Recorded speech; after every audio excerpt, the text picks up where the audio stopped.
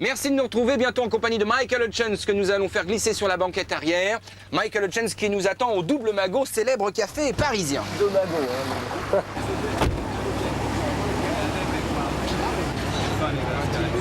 Hi Michael. Let's go in the car? Let's do it. Okay. See you later. Yeah, big class. Okay. Andiamo. Andiamo. All right, Michael. Yeah. So, do you think, Michael, if you start in music nowadays, it's harder than before? So difficult for young bands now, you know? What the fuck do you do?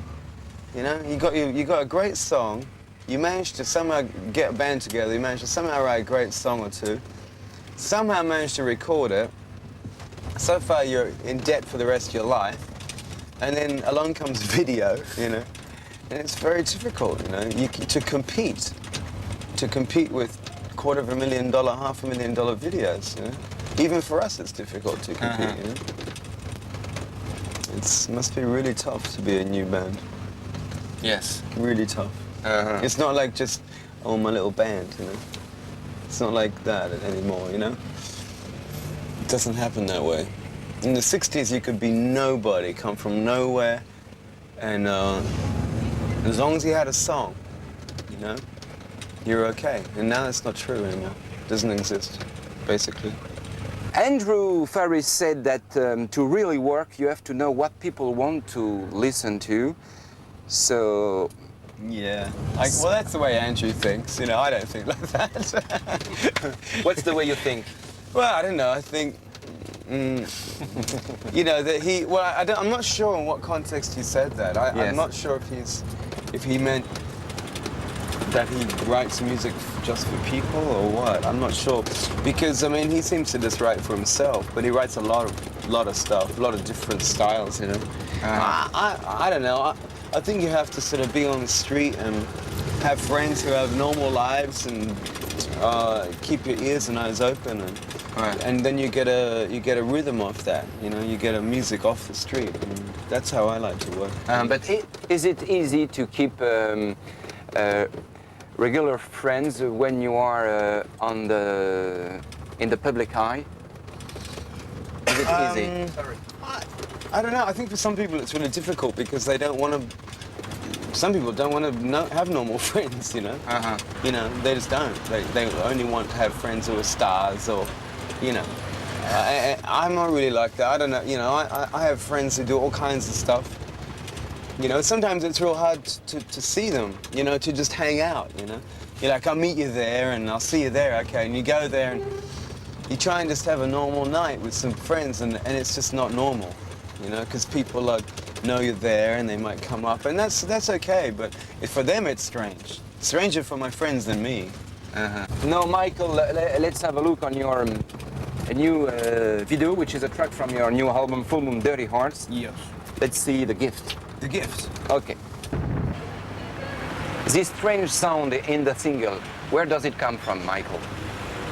Yeah, or on the bass, definitely. The bass is you know, we used, you know, Marshall amps, right? Right. Well, we got they make a practice amp, and it runs on a 9-volt battery. It's this big.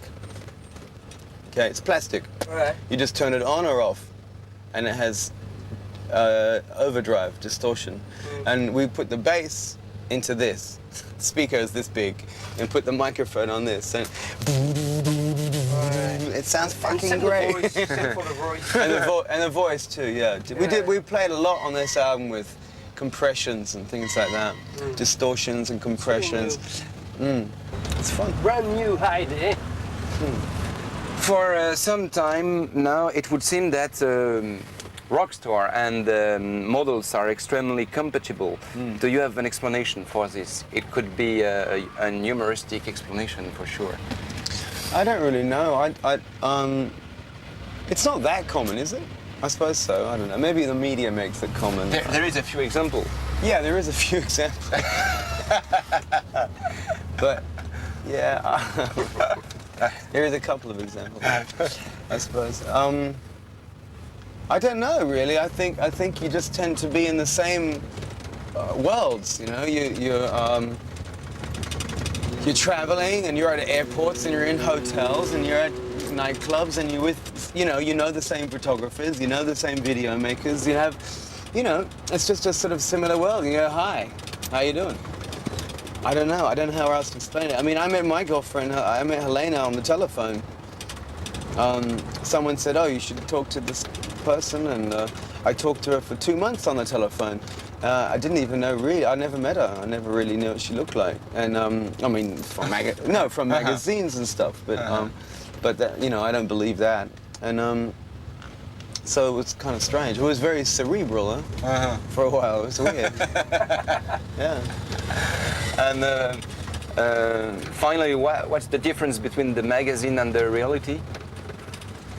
I think she's much more beautiful in person. In some ways, yeah. Okay. Yeah. So, Michael, thank you for coming. The interview is over. All right. I hope that I will see you in Paris. Early next year, we'll be playing. We'll be touring. Next year? Yeah. We'll go out and we'll have a espresso together or something. All right. Yeah. Okay. So in Bercy or in Le Zénith, you don't know at the moment. I'd like it to be Bercy. Yeah. You prefer Bercy? Oh, wherever. A big show would be nice. A big show. Yeah. Okay. Yeah. For a change. Okay. Very nice to meet you. See you, mate. Bye-bye. Thanks. See you. Bye. See you, mate. Ciao. Il est super Ah, sympa. écoute, il est méga cool. Vas-y, roule. Qu'est-ce qu'on fait maintenant? Et bien maintenant, dans la voiture du bonheur, on va recevoir Gus l'autostoppeur. Ah, et je suis sûr qu'il va nous recevoir avec un petit canavo tout à propos. C'est normal, il revient d'un festival à Saint-Brieuc en Bretagne.